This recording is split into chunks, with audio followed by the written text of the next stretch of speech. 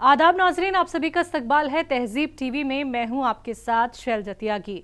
Israel Hamas के बीच जंग जारी है। इस जंग को कुल 27 दिन हो चुके हैं। एक रुकने को तैयार नहीं तो दूसरा झुकने को तैयार नहीं। गजा पट्टी के जबालिया कैंप पर इजराइल की बमबारी शुरू हो गई है। इसी बीच फिलिस्तीनी सरकारी मीडिया दफ्तर ने बताया कि 31 अक्टूबर और 1 नवंबर को गजा के जबालिया कैंप पर इजराइल के 2 हवाई हमलों में 195 फिलिस्तीनी अफराद हलाक हो गए। वहीं मलबे के नीचे अमूमन 120 लोगों का अभी भी कोई सुराग नहीं है और कम से कम 777 दीगर अफराद जख्मी हुए हैं।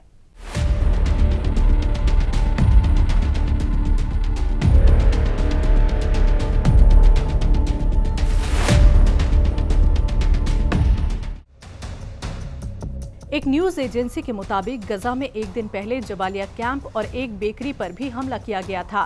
उसके बाद पूरे गजा भर में इजरायली बमबारी रात भर जारी रही। कई मकानों को जमींदोज कर दिया गया।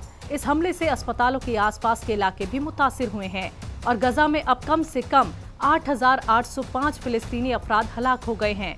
इधर इजरायली फौज ने कहा कि उसने 1 नवंबर को हमलों में हमास के एंटी टैंक गाइडेंट मिसाइल के कमांडर मोहम्मद एसार को निशाना बनाया और हलाक कर दिया।